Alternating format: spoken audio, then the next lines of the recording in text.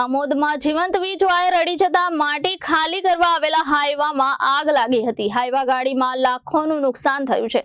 સદનસીબે કોઈ જાનહાનિ કે બનાવ ન બન્યો હતો। આમોદ નગરપાલિકાનું ફાયર ફાઈટર શોભાના ગાંઠિયા સમાન જોવા મળ્યું હતું, ત્યારે જંબુસર નગરપાલિકાનું ફાયર ફાઈટર આવીને આગ પર કાબુ મેળવ્યો હતો। આમોદ પાલિકા ભાજપ શાસિત છે। ભારતીય જનતા પાર્ટી એશિષ્ટ અને વિકાસશીલ પાર્ટી છે અને 1 લાખ રૂપિયાની ગ્રાન્ટ આપે છે, છતાં પણ નગરપાલિકાના પ્રમુખ સહિત સદસ્યોના અણઘડ વહીવટના કારણે હંમેશને માટે ભરૂચ જિલ્લા સહિત અન્ય જિલ્લાઓમાં એક અનોખી છબી ઊભી કરે છે અને હંમેશના માટે અનોખી રીતે રાજકીય અને લોક ચર્ચામાં રહેવાની ટેવ પડી ગઈ છે। એ ટોક ઓફ ધ ટાઉન છે।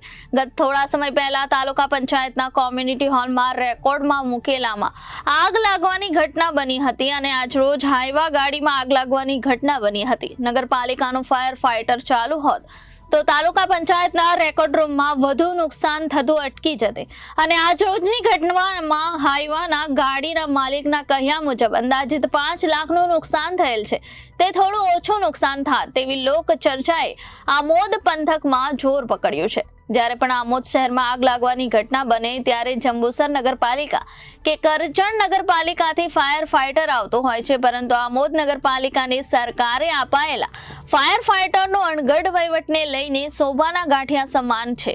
નગરપાલિકાની બહાર જ એક્સિડન્ટને આમંત્રણ આપી રહ્યું હોય એવી રીતે જોખમી રીતે કેટલાય મહિનાઓથી મેન્ટેનન્સના અભાવે પડેલું છે। હવે જોઈ રહ્યું કે આવનાર દિવસોમાં ફાયર ફાઈટરની ગાડી સુવિધા માટે કાયમ માટે કે વૈકલ્પિક રીતે નગરપાલિકા કરી શકે છે કે નહીં। પછી કોઈ જાનહાની મોટી ઘટના આગની ઘટના બને ત્યારે નિંદ્રામાંથી જાગીને વ્યવસ્થા કરે એ તો જોવું રહ્યું। અનિલભાઈ ગિરીશભાઈ રાણા। શું ઘટના બની? ઘટના તો એવી બની કે અહીંયા અમે માટી કામ ચાલે છે અમારું, અને માટી નાખવા આવી હશે ગાડી। હવે જીબીના જે થાંભલા જે છે એના વાયર એકદમ નીચે હશે। ગાડી ખાલી કરીને જેવી નીકળીને એટલે પેલો વાયર એક ઉપર લાગી ગયો હશે કેબિનની ઉપર। ડ્રાઈવરને ખ્યાલ નહીં આવ્યો એટલે ખેંચાઈને પછી વાયર બ્રેક થયો હશે એટલે ફાયર થઈ હશે વાયર, અને એને લઈને ગાડીને આગ પકડી લીધી। ફાયર બ્રિગેડ તમે ક્યાંથી મંગાવ્યું?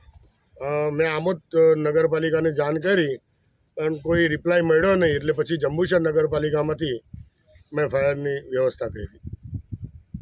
અંદાજિત કેટલું નુકસાન હશે ગાડીને? આશરે 5 લાખ રૂપિયાનું નુકસાન ખરું। Bureau report Janadesh news Bharuch.